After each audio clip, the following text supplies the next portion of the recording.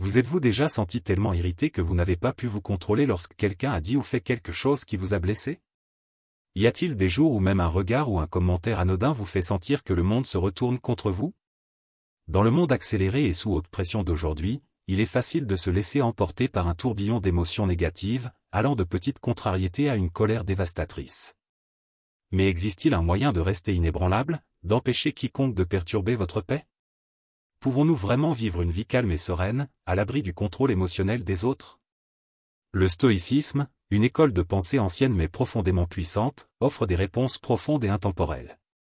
Des philosophes tels que Marc Aurèle, Épictète et Sénèque ont traversé des périodes difficiles, mais ont maintenu une tranquillité inébranlable grâce à la sagesse de cette philosophie. Aujourd'hui, nous explorerons 5 méthodes pratiques pour non seulement maîtriser vos émotions, mais aussi prendre pleinement le contrôle de votre âme.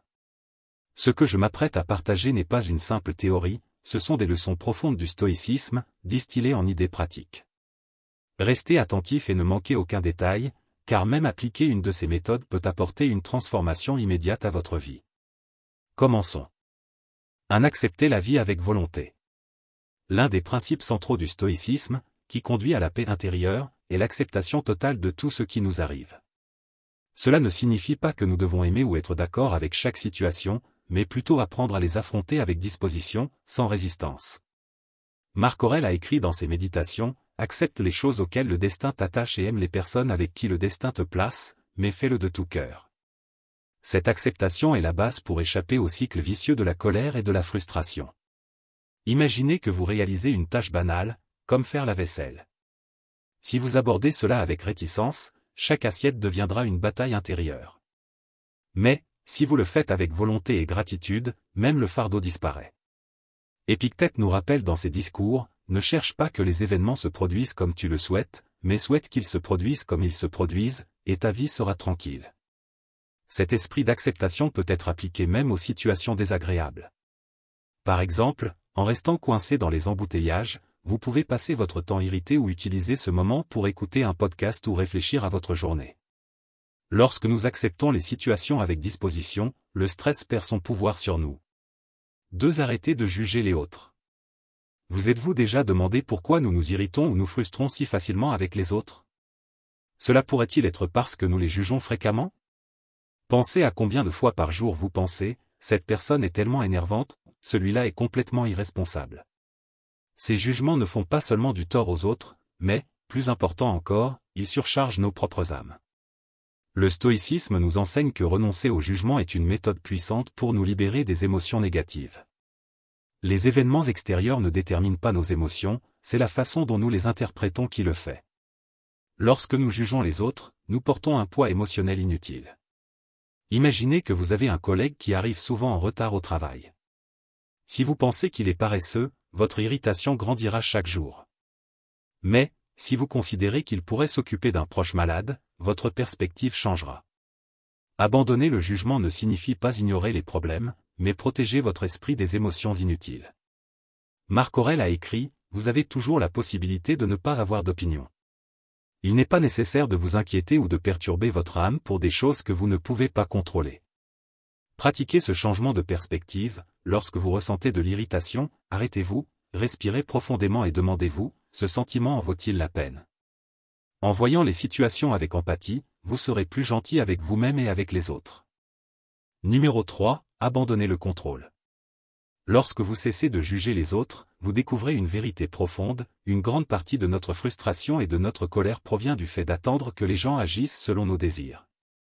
Cependant, le monde ne fonctionne pas ainsi. Les gens, avec toute leur complexité, agissent en fonction de leurs propres raisons, souvent incompréhensibles pour nous. Cela nous amène à une question plus grande, devons-nous vraiment tout contrôler pour trouver la paix, ou la paix vient-elle en abandonnant le contrôle?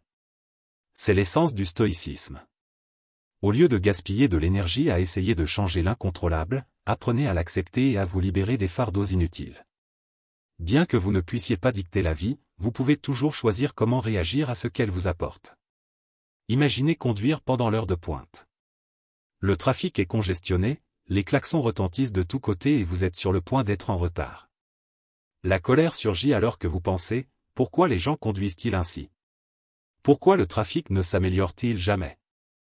Mais la réalité est que vous ne pouvez pas changer la façon dont les autres conduisent ou dégager les voies. La seule chose que vous pouvez contrôler, c'est votre mentalité et votre réaction. Vous pouvez choisir de vous énerver ou de respirer profondément et accepter que certaines choses échappent à votre portée. Cela peut sembler simple, mais abandonner le besoin de contrôler peut transformer votre vie.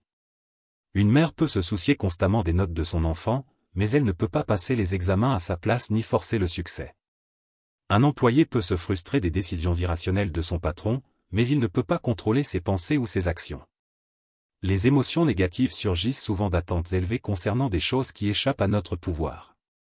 Lorsque la réalité ne correspond pas à ces attentes, la déception apparaît. Un jour, j'ai rencontré un jeune entrepreneur passionné qui avait passé des années à construire une entreprise technologique, espérant révolutionner une industrie. Cependant, lorsque le produit a été lancé, les retours du marché ont été décevants. Frustré, il a blâmé les clients pour ne pas avoir compris la valeur du produit et a soupçonné un sabotage de la part de ses concurrents. Ses émotions l'ont emprisonné dans l'amertume et l'impuissance. Lors d'une conversation, je lui ai suggéré de se concentrer sur ce qu'il pouvait améliorer, plutôt que de se fixer sur des facteurs incontrôlables. Ce changement a ouvert une nouvelle perspective. Il a arrêté de blâmer les autres, a affiné son produit, ajusté sa stratégie et a embrassé la patience que le succès exige. En abandonnant ce qui était au-delà de son contrôle, il s'est senti plus léger, plus créatif et, finalement, a atteint un succès plus grand que ce qu'il avait espéré. Le stoïcisme ne transforme pas seulement notre perception des défis, mais nous amène aussi à nous poser des questions lors des moments stressants. Cela est-il sous mon contrôle? Est-ce que je gaspille de l'énergie avec l'incontrôlable? Ma réaction améliore-t-elle ou empire-t-elle la situation? Ces questions simples sont des outils puissants pour nous libérer de la négativité. Abandonner le contrôle ne signifie pas abandonner ou être passif. Cela signifie se concentrer sur ce que vous pouvez réellement influencer, vos pensées, vos émotions et vos actions. Imaginez pagayer un bateau en descendant une rivière. Vous ne pouvez pas arrêter le courant, mais vous pouvez orienter le bateau de manière efficace pour naviguer avec le flux. Un exercice stoïque pratique est le premeditatio malorum, anticiper les adversités. Avant de commencer la journée, prenez un moment pour imaginer ce qui pourrait mal tourner, des plans annulés, des erreurs de collègues ou du mauvais temps. Être préparé à ces scénarios facilite leur acceptation lorsqu'ils se produisent. Après tout, abandonner n'est pas un signe de faiblesse, mais une libération puissante. Lorsque vous cessez de vous accrocher à ce qui est hors de votre portée, vous éprouvez une sensation extraordinaire de paix. Commencez petit. Ne tentez pas de changer l'opinion des autres, de ressasser le passé ou de vous accrocher à l'inaccessible. La vie s'écoule comme une rivière et, lorsque vous apprenez à suivre son courant, vous trouvez la paix que vous avez toujours cherchée. Numéro 4. Embrassez l'imperfection. Dans le monde et dans la vie, aucun de nous ne peut éviter des moments de frustration ou même de colère lorsque les autres ne se comportent pas comme nous l'attendons. Mais vous êtes-vous déjà demandé, pourquoi attendons-nous la perfection du monde et des personnes autour de nous? Le stoïcisme enseigne que la quête de la perfection est une illusion, et cette illusion est la racine de nombreuses souffrances. Comprendre que l'imperfection est l'essence du monde est le premier pas pour se libérer des émotions négatives causées par les autres. Pensez Y, vous êtes-vous déjà senti déçu parce qu'un collègue n'a pas terminé sa tâche correctement, affectant ainsi votre travail? Ou vous êtes-vous senti contrarié lorsqu'un ami a rompu une promesse ou lorsqu'un membre de la famille a dit quelque chose de blessant? Des situations comme celle-ci sont courantes, mais est-il réaliste d'attendre que tout le monde soit impeccable? Épictète nous rappelle, ce ne sont pas les événements qui perturbent les gens, mais leur jugement à leur sujet. La colère et la frustration ne proviennent pas des actions des autres, mais de la manière dont nous les interprétons. Le monde chaotique et imparfait n'a pas besoin de changer pour nous plaire, ce qui doit changer, c'est la façon dont nous le percevons. Considérez cet exemple, imaginez que vous avez préparé méticuleusement une présentation importante. À la dernière minute, un collègue responsable des supports de présentation commet des erreurs ou des omissions, apparemment ruinant vos efforts. La frustration est naturelle, et vous pouvez penser, pourquoi ont-ils été aussi négligents alors que je me suis tant donné? Mais, vu à travers une lentille stoïque, vous percevriez que leur erreur est hors de votre contrôle. La colère ne fait qu'aggraver la situation. Au lieu de les blâmer, demandez-vous, que puis-je faire maintenant pour contourner cela? Accepter l'imperfection ne vous garde pas seulement calme, mais vous aide aussi à trouver des solutions plus efficacement. Marc Aurèle a écrit « Commence chaque jour en te disant « Aujourd'hui je rencontrerai des interférences, de l'ingratitude, de l'insolence, de la déloyauté, de la mauvaise volonté et de l'égoïsme, tous issus de l'ignorance de ceux qui offensent à propos de ce qui est bon ou mauvais. Commencer la journée avec la mentalité que l'imperfection est inévitable vous prépare à affronter les défis avec résilience. Ce n'est pas du pessimisme, mais du réalisme, qui vous permet de gérer les difficultés avec un esprit tranquille. Dans les moments du quotidien, embrasser l'imperfection peut transformer vos réactions. Lorsque quelqu'un rompt une promesse, au lieu de vous énerver, rappelez-vous que cette personne est humaine et qu'elle peut être confrontée à des problèmes inconnus. Si vous vous sentez mal compris, restez calme et cherchez la clarté au lieu de tirer des conclusions hâtives. Peut-être que leur intention n'était pas de vous blesser, mais qu'ils n'ont tout simplement pas compris votre point de vue. Et lorsque vous serez confronté à de la grossièreté ou des critiques, demandez-vous, est-ce que cela me nuit réellement, ou est-ce mon interprétation qui me fait me sentir mal? Accepter l'imperfection ne signifie pas renoncer à améliorer soi-même ou le monde. Au contraire, cela vous libère. Lorsque vous cessez d'exiger que les autres agissent comme vous le souhaitez, vous vous débarrassez de la déception et pouvez vous concentrer sur ce qui est vraiment important. Par exemple, dans les relations, nous attendons souvent que notre partenaire nous comprenne parfaitement. Mais la vérité est que, même ceux qui nous aiment le plus, ne parviennent pas toujours à lire nos émotions ou nos besoins. Au lieu de les blâmer, demandez-vous, puis-je communiquer plus clairement pour favoriser une compréhension mutuelle? Cette approche soulage non seulement l'insatisfaction, mais elle crée également de l'empathie. Lorsque vous acceptez vraiment les imperfections du monde, vous découvrez de la joie dans ses failles. Un collègue négligent, un ami inconsidéré ou même un étranger impoli deviennent des opportunités pour pratiquer la patience et la compassion. Demandez-vous, ai-je déjà fait des erreurs? Si je veux le pardon des autres, pourquoi ne pourrais-je pas les leur accorder? Cette perspective nous rappelle que tout le monde, y compris vous, fait de son mieux. Comme Sénèque l'a écrit, celui qui est courageux est libre. Avoir le courage de faire face à l'imperfection n'est pas seulement un signe de compassion, mais aussi un chemin vers la liberté intérieure. La vie n'a pas besoin d'être parfaite pour que vous trouviez le bonheur. Lorsque vous cessez d'attendre la perfection des autres ou du monde, vous vous libérez du fardeau de la colère. Marc Aurèle a dit, « Le bonheur de votre vie dépend de la qualité de vos pensées. » Laissez ces pensées vous guider, et vous découvrirez la paix au milieu du chaos. Numéro 5. Cultivez le calme comme pouvoir. Le calme n'est pas simplement l'absence d'agitation, c'est une force active qui transforme la façon dont vous réagissez au monde. Dans le stoïcisme, le calme est considéré comme l'un des plus grands pouvoirs que vous puissiez posséder. Ce n'est ni de la faiblesse ni de la résignation, mais un choix conscient de rester maître de vos émotions face au chaos. Sénèque a écrit, « Parfois, même vivre est un acte de courage. » Cela nous rappelle que la véritable force vient du fait de maintenir la sérénité, même lorsque les circonstances nous mettent à l'épreuve. Le calme est ce qui permet d'agir avec sagesse et détermination dans des situations qui feraient perdre le contrôle à beaucoup. Imaginez un capitaine affrontant une tempête en mer. S'il panique, le navire sera condamné. Mais s'il garde son calme, il peut manœuvrer avec intelligence et protéger tous à bord. Dans la vie, vous êtes le capitaine de votre propre destin, et le calme est le gouvernail qui vous guide. Considérez cet exemple de la vie quotidienne, vous êtes coincé dans les embouteillages, en retard pour une réunion importante. La colère commence à prendre le dessus et vous pensez, pourquoi cela m'arrive-t-il toujours? Mais au lieu de céder à la frustration, demandez-vous, est-ce que cela est sous mon contrôle? Comment puis-je utiliser ce moment de manière productive?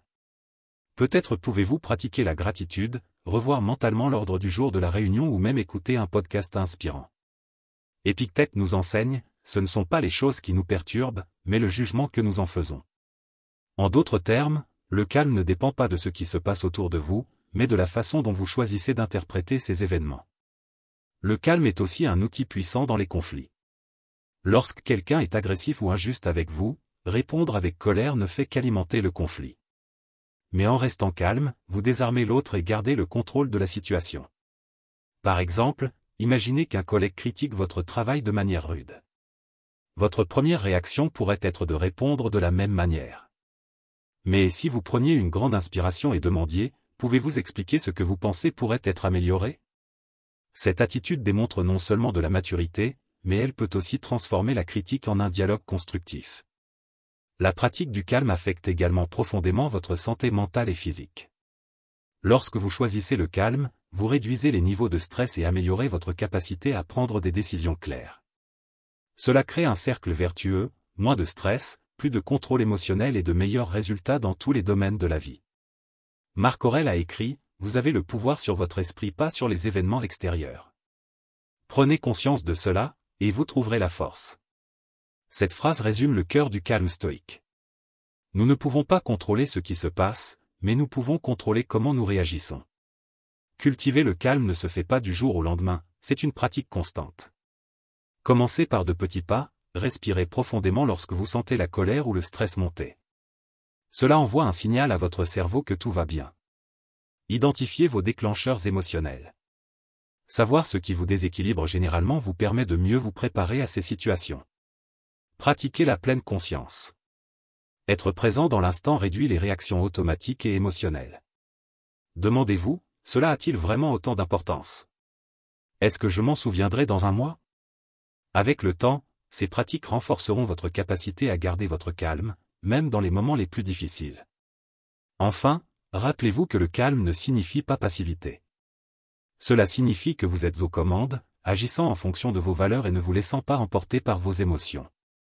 Lorsque vous cultivez le calme, vous ne trouvez pas seulement la paix intérieure, mais vous devenez aussi une source de force et de stabilité pour ceux qui vous entourent. Et cela, comme les stoïciens le savaient, est une forme de pouvoir véritablement inoubliable.